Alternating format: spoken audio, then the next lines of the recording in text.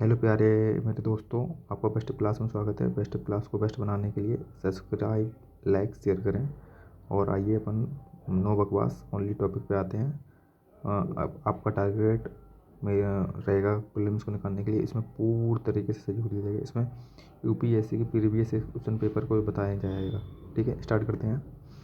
पहला क्वेश्चन दिया हुआ है जो 1995 में आया था।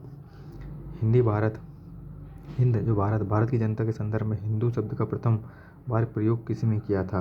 तो इसका आंसर हो जाएगा अरबों ने, क्योंकि हिंदी शब्द का प्रथम बार प्रयोग अरबों ने किया था। अरबी लोग सा के स्थान पर हा शब्द का प्रयोग करते थे, अतः हिंदू शब्द का उन्होंने हिंदू कहा। सिंधु की जगह उन्होंने हिंदू कहा। और अजय सिंध नदी है वो सा की जगह हा का प्रयोग करते थे, इसलिए उन्होंने उसको हिंदू कहा। ठीक है, इसका आंसर हो जाएगा अरब। ठीक है। और जैसे अलबरूनी की किताब है ना, उसमें भी भारतीयों के लिए हिंदू शब्द का प्रयोग किया गया हुआ है। ठीक है। और एक कक्षा 12 के एनसीईआरटी से लिया गया है। ठीक है। अब नेक्स्ट क्वेश्चन पे आते हैं। ये 1995 में भी आया था। निम्नलिखित में से कौन सी वह ब्रह्मादिनी थी जिसने कुछ वेद मंत्रों की रचना की थी? तो इसका आंसर हो जाएगा लोभ मुद्रा। लोभ मुद्रा है, घोषा है, सिक्ता है, विश्वारा है, अपाला है, निवारी है आदि जो विदुषी स्त्रियां थी जो वेद मंत्रों का रचनाएं करती थी। ठीक है, इसका आंसर हो जाएगा ए लोभ मुद्रा। उसका आंसर पहले वाले का आंसर था डी। ठीक है। अब आ जाओ तीसरे क्वेश्चन पे। तीसरे क्वेश्चन में पूछा गया है कि विक्रम संवत, शक संवत और गुप्त संवत और कली संवत। ठीक है, तो इसकी मैचिंग करनी है। तो इसमें से 4 ऑप्शन दिए हुए हैं। 4 ऑप्शन में से इसका आंसर हो जाएगा डी। विक्रम संवत है। विक्रम संवत है। जो विक्रम संवत शुरू हुआ था ना, वो 98 58 में हुआ था। ठीक है। और जो शक संवत है ना, वो 78 में हुआ था। और जो गुप्त संवत है वो 320 में हुआ था। और जो कली संवत है वो हुआ था अपना 3102। ठीक है। इसलिए इसका आंसर हो जाएगा डी। इसको हमेशा याद रखना। इसका आंसर हो जाएगा डी। अब आते हैं फिर आते हैं अपन नेक्स्ट क्वेश्चन पर। इसमें क्वेश्चन पूछा गया हुआ है कि गुप्त काल में निम्नलिखित में से संस्कृत नाटकों में स्त्री और शूद्र बोलते थे। कौन सी भाषा बोलते थे जो स्त्री शूद्र थे और वो थे? तो इसका आंसर हो जाएगा बी, क्योंकि वो प्राकृतिक भाषा बोलते थे। ठीक है। वो उच्च लोग संस्कृत भाषा बोलते थे। अब आ जाओ नेक्स्ट क्वेश्चन पे। अशोक को अपने शिलालेखों में सामान्यतः जिस नाम से उल्लेख होता हुआ है वह है एक क्वेश्चन आया था 1995 में। तो वह किस नाम से था? इसका आंसर हो जाएगा डी, प्रियदर्शनी। जो अशोक को जाना जाता ना, जैसे अशोक को अधिकांश शिलालेखों एवं अभिलेखों में प्रियदर्शी कहा गया है। यद्यपि कुछ शिलालेखों में देव नाम प्रिय भी था तथा अशोक का अधिकतर जो अशोक का नाम भी उल्लेखित मिलता है, जो अधिक शिलालेखों में देव किस नाम से मिलता है? प्रियदर्शी के नाम से मिलता है। दूसरे क्वेश्चन पर आ जाइए। नेक्स्ट क्वेश्चन है, प्राचीन संस्कृत ग्रंथों में एवं प्रिय शब्द घोतक था। ऑप्शन है एक प्रकार के उत्कृष्ट भारतीय मल्लिका के हाथी के दांत का, कि नृत्य एवं राजसभा में भेजी गई वाली नर्तकियों की, काली मिर्च का। तो एक क्वेश्चन आया था 1995 में। इसका आंसर हो जाएगा काली मिर्च, क्योंकि एवन इंडो ग्रीक थे और उन्हें काली मिर्च बहुत पसंद थी, इसलिए उन्होंने काली मिर्च का नाम इसलिए काली मिर्च का नाम ही एवन प्रिय हो गया। तब से इसी एवन का नाम एवन प्रिय लोगों से इसी जानने लगे। ठीक है। नेक्स्ट क्वेश्चन है। नेक्स्ट क्वेश्चन पे आ जाओ। एवन प्रिय के बाद दर्श की मीमांसा प्रणाली के अनुसार मुक्ति निम्नलिखित में से किस साधनों से संभव है? तो इसका आंसर हो जाएगा किस जो साधन बता रहे हैं किस साधनों से संभव है। तो इसका आंसर हो जाएगा, आप देख सकते हो कि पहले तो अपने क्वेश्चन एक भूल गए हैं। एक क्वेश्चन है, अणु सिद्धांत का प्रतिपादन किसने किया था? हाँ, तो अणु सिद्धांत है ना, तो उसका प्रतिपादन जैन धर्म ने किया था। जैन धर्म के 5 महाव्रत हैं, जैसे अहिंसा, सत्य, अस्तित्व, अपरिग्रह, ब्रह्मचर्य को महावीर स्वामी ने किया था। ठीक है। इसके लिए इसका आंसर हो जाएगा जैन धर्म। फिर आ जाओ नेक्स्ट क्वेश्चन है, दर्शन की मीमांसा प्रणाली के अनुसार मुक्ति निम्नलिखित में से किन साधनों से संभव है?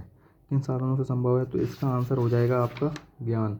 ज्ञान भी है, मीमांसा है। मीमांसा के आंसर हो जाएगा आर डी हो जाएगा इसका आंसर। सॉरी, इसका आंसर हो जाएगा कर्म। जो कर्म होते हैं ना, उसी के हिसाब से और ठीक है, इसका आंसर होगा डी। और जो दर्शन की मीमांसा प्रणाली है ना, वो दो प्रकार की होती है, दो भागों में बांटा गया, पूर्व मीमांसा और उत्तर मीमांसा। ठीक है, जिसमें बताया है। और नेक्स्ट क्वेश्चन आते हैं, इतना भी टाइम नहीं है, जल्दी जल्दी करते चलते हैं। चोल काल के दौरान नटराज की कांस्य मूर्ति देवता और निरुपात के रूप में से निम्नलिखित में से दिखाई गई, कितने हाथ थे इसमें? उसमें तो कितने हाथ थे बता सकते हो आप लोग, इसका तो पता ही होगा। नटराज की मूर्ति है जिसमें 4 हाथों वाली कांच की मूर्ति चोल काल की मूर्ति कला के सर्वोत्तम उदाहरण है। और इसका आंसर हो जाएगा इस हिसाब से सी। ठीक है, 4 हाथ वाली जो चोल काल से मिली हो। तथा और प्राचीन भारत के अनुसार प्राचीन भारत के विश्व उत्पत्ति विषयक धारणाओं के अनुसार 4 युगों के चक्र का क्रम इस प्रकार है। तो इसमें पूछा गया कौन कौन से क्रम है, तो इसके आंसर हो जाएगा कृत, त्रेता और द्वापर और कलियुग। इसके हिसाब से इसमें कौन सा आंसर मिल रहा है? सी। तो इसमें कृत, त्रेता, द्वापर और कली। लास्ट क्वेश्चन, इसका लास्ट क्वेश्चन है। नेक्स्ट क्वेश्चन हो जाएगा देवदासी संस्था में प्रसंग में निम्नलिखित में से कौन सा मंदिर समाचारों में रहा है? करंट अफेयर से है, तो ये 1996 में आया था। तो इसमें से इसका आंसर हो जाएगा ए, पूरी जगन्नाथ का मंदिर। ठीक है, ये अखबारों में रहा उसमें। फिर नेक्स्ट क्वेश्चन है आरंभिक वैदिक साहित्य में सर्वाधिक वर्णित नदी। तो इसका आंसर हो जाएगा सबसे ज़्यादा वर्णित थी जो वैदिक साहित्य में थी, तो उसका आंसर हो जाएगा ए, सिंधु नदी का सबसे ज़्यादा बताया हुआ है। और उसके बाद जो सरस्वती नदी है उसका दूसरी नंबर की सरस्वती नदी है और पवित्र नदी माना जाता है। और गंगा नदी का सिर्फ एक बार तथा यमुना नदी का सिर्फ 3 बार उल्लेखित मिला हुआ है। ठीक है, इसके बाद नेक्स्ट क्वेश्चन पे इसका निम्नलिखित में से कौन सी आरंभिक जैन साहित्य का भाग नहीं है? जैन साहित्य का भाग कौन नहीं है इसमें से? तो इसमें से ए, थेरी गाथा बौद्ध साहित्य का भाग है, जैन साहित्य का नहीं। जबकि आचारांग सूत्र और सूत्र कृतांग एवं बृहत कल्प सूत्र जैन साहित्य का भाग है। अब आ जाओ 14वें क्वेश्चन पर जो पूछा गया था 1996 में। निम्नलिखित में से कौन सा तत्व बौद्ध धर्म और जैन धर्म के दोनों में समान रूप से विद्यमान थे? तो कॉमन चीज़ पूछ रहे हैं, तो कॉमन चीज़ क्या थी? तो इसमें हो जाएगा वेद और के प्रति अनास्था, वेदों के प्रति अनास्था थी इनकी। ठीक है, इसलिए इसका आंसर हो जाएगा दो वाला भी हो जाएगा। और तीसरा भी क्या है, कर्म कांडों के प्रति फलता का निषेध, ये भी हो जाएगा। और चौथा है प्राणियों की हिंसा का निषेध, अहिंसा मतलब इसका, इसलिए इसका ऑप्शन हो जाएगा बी, 2, 3, 4। ठीक है, नेक्स्ट क्वेश्चन है प्राचीन भारतीय समाज के प्रसंग में निम्नलिखित में से शब्दों में से कौन सा शब्द शेष 3 वर्णों का वर्ग का नहीं है, मतलब डिफरेंट है? तो इसका आंसर हो जाएगा सी, कोश। कोश खजाने से संबंधित है, बाकी सब वंश से संबंधित है, कुल वंश गोत्र। ठीक है, और निम्नलिखित में से कौन सा गुप्त काल में अपनी आयुर्विज्ञान विषयक रचना के लिए जाना जाता है? तो आयुर्विज्ञान के लिए किसे जाना जाता है? ये तो सिंपल आंसर है, सुश्रुत, डी। और सुश्रुत को अपनी सुश्रुत संहिता भी लिखी गई है जो सल्चिकित्सा के बारे में। ठीक है, नेक्स्ट क्वेश्चन आ जाओ 17वां। निम्नलिखित में से किस मूर्ति कला में सदैव हरित स्तरित चट्टान शिल्प का प्रयोग माध्यम के रूप में होता था? तो जो शिल्प का प्रयोग होता था किस रूप में होता था? तो इसका आंसर हो जाएगा सी, भरतहूप मूर्तिकला के रूप में होता था। फिर आ जाओ 18वां क्वेश्चन, सूची फर्स्ट और सेकंड को मिलाना है, इसमें मैचिंग करनी है। ठीक है, तो मैचिंग करना है। विशाख दत्त का संबंध इसमें से किस में होगा? विशाख दत्त का संबंध था मुद्रा राक्षस नामक नाट्यग्रंथ की रचना की थी तथा बाहिर मेहर का खगोल विज्ञान से संबंधित है। इनकी रचना बृहत संहिता है, बृहत जातक है, लघु जातक है, पंच सिद्धांत का है, आदि इनकी रचना है। और चरक का संबंध चिकित्सा था जिसकी प्रसिद्ध रचना चरक शास्त्र थी। और ब्रह्मगुप्त का संबंध गणित से है, इसलिए उन्होंने ब्रह्म की रचना करी थी, ब्रह्म सिद्धांत की रचना करी थी, इसलिए इसका आंसर हो जाएगा सी। ठीक ठीक है। अब आ जाओ 19वां क्वेश्चन, ये आया था 1996 में। प्राचीन भारत में निम्नलिखित ग्रंथों में से किस में पति द्वारा परित्यक्त पत्नी के लिए विवाह विच्छेद की अनुमति दी गई है? तो ये क्वेश्चन सब से आंसर सभी को पता होना चाहिए। डी है इसका अर्थशास्त्र, जिसकी रचना कौटिल्य ने की थी, इसमें ये बात को कही है। फिर आ जाओ 20वां क्वेश्चन, इसमें भी मैचिंग करनी है। तो इसमें मैचिंग करने के लिए इसका आंसर हो जाएगा, वैसे पहले बता दिए जाते हैं। गुप्त का देवगढ़, ठीक है। गुप्त का है देवगढ़, और देवगढ़ है। और चालुक्य ना, जो चालुक्य का संबंध है बादामी से, और तथा चंदेल का संबंध है खजुराहो से, और पल्लव का संबंध है देवगढ़ से, इसलिए इसका आंसर हो जाएगा ए, ठीक है। और फिर निम्नलिखित में से वक्तव्यों में से कौन सा एक वक्तव्य अशोक के प्रसार स्तंभों के बारे में गलत है? तो जो गलत है ना वो बताना है, इसलिए क्वेश्चन ध्यान रखना है, एक गलत शब्द पर फोकस करना है, क्योंकि कभी कभी देखते नहीं है तो अपन गलत शब्द कर देंगे 1900, ठीक है। सारे पीवाई के क्वेश्चन है, ठीक है। तो इसका आंसर हो जाएगा डी, अशोक के पाषाण स्तंभ में धम्म के प्रचार के लिए निर्मित किए गए थे, और ये स्थापित का भाग नहीं है थे, ठीक है। तो इसका आंसर हो जाएगा डी, ये स्थापित रचना के भाग नहीं है, ठीक है। और इसके लिए अब नेक्स्ट क्वेश्चन पे आते हैं।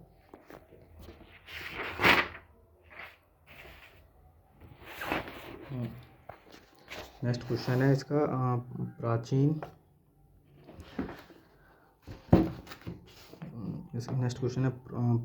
नेक्स्ट क्वेश्चन था अपना, प्राचीन भारत में निम्नलिखित में से कौन सी एक लिपि दाईं ओर से बाईं ओर लिखी जाती थी? तो ये आंसर ना सभी को पता होना चाहिए, वैसे ये बहुत इजी है, ठीक है। तो इसका आंसर होगा अपना डी, खरोष्ठी लिपि, ठीक है। खरोष्ठी लिपि है ना, वो अपनी दाईं ओर से बाईं ओर लिखी जाती थी, ठीक है, लेफ्ट से राइट ओर। और नचिकेता और यम के बीच सुप्रसिद्ध संबंध निम्नलिखित में से कहाँ था? ये 1996 में पूछा गया था, ठीक है। तो जो नचिकेता और यम की जो वार्तालाप हुई थी वो किस में उल्लेखित हुआ है, वो पूछना चाहते हैं। तो एक कठोपनिषद में हुआ था, इसका आंसर सी हो जाएगा आंसर, ठीक है। और मिलिंद पनो, राजा मिलिंद और किस बौद्ध भिक्षु के मध्य संवाद के रूप में है? तो एक ये था इसका आंसर, ये नागसेन के बारे में है, ठीक है। निम्नलिखित में से किस एक राजादेश के अशोक के व्यक्तित्व का नाम उल्लेख मिलता है? तो इसका आंसर हो जाएगा, अशोक के अभिलेखों में उसके व्यक्तिगत नाम का उल्लेख मास्की, गुर्जरा, नेतुर और उड़ह आदि में मिलता है। जो रुद्ररामन के जूनागढ़ अभिलेख में अशोक के नाम का उल्लेख है। तो इसका आंसर हो जाएगा 25वें का डी, मास्की, ठीक है। और बाकी 26वें पे आते हैं। आज इसमें 30 क्वेश्चन का टारगेट रखते हैं। निम्नलिखित में से मानचित्र में जो भारत में पाए जाने वाले शब्दों को, जो महाजनपद हैं उनके बारे में बताना, ठीक है। तो इसका आंसर हो जाएगा सी, जो ए नंबर का है ना वो मत्स्य है, जो बी नंबर का है वो अवंती है, जो सी नंबर का है ना वत्स्य, और जो डी नंबर का है अंग, ठीक है। इसलिए इसका आंसर हो जाएगा सी। अब आ जाओ नेक्स्ट क्वेश्चन पे, 27वें नंबर पे। तो जो महायान बौद्ध धर्म में बोधिसत्व अब कुछ जीभ जब करिए, पानी पी लेना। अवलेखोत्तेश्वर और को किस नाम से भी जाना जाता है? जो अवलेखोत्तेश्वर है इसको वज्रपाणी, जो है वज्रपाणी है कि मंजूश्री है कि पद्मपाणी है मित्र है? तो इसका सही आंसर होगा सी, पद्मपाणी के नाम से जाना जाता है, ठीक है। गुप्त शासकों द्वारा जारी किए गए चांदी के सिक्के कहलाते थे। जो गुप्त शासक द्वारा चांदी के सिक्के चलाए गए थे वो क्या कहलाते थे? रूपक, ठीक है। रूपक के नाम से जाना, इसे अभी भारत को, इसलिए भारत में मनी को कहते हैं रुपए, ठीक है। इसलिए पहले जो गुप्त काल से शुरू हुए ये शब्द का नाम, ठीक है। फिर आ जाओ 29 नंबर का, ठीक है। 29 नंबर का जाओ, तो इसका आंसर हो जाएगा, आंसर नहीं, क्वेश्चन है 1996 में आया था, पहले बारहमेर है। जो भी क्वेश्चन पूछा था बारहमेर किससे संबंधित है? तो ब्रह्म संहिता से, ये याद कर लेना है, ठीक है। ये क्वेश्चन हर बार पूछते हैं, रिपीटेड क्वेश्चन है, ठीक है। बारहमेर का फिर से आ गया अभी। और फिर शूद्रक है, शूद्रक किससे संबंधित थी? तो मृच्छकटिकम, ठीक है। और ब्लैंड किससे संबंधित है? तो विक्रमादेव चरित्र, ठीक है।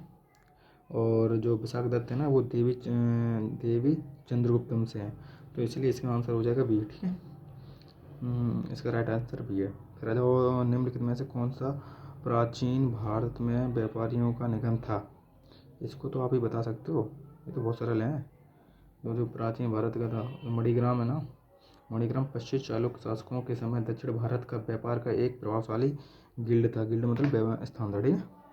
आज के 30 क्वेश्चन का टारगेट पूरा हुआ, और ऐसे ही सारे PYQ क्वेश्चन हैं, इसलिए आप करते रहें। और आगे नेक्स्ट क्वेश्चन के लिए इस वीडियो में सारे मोस्ट इम्पोर्टेंट क्वेश्चन बताए जाएंगे। फर्स्ट रिवीजन सेशन है, ठीक है। ओके।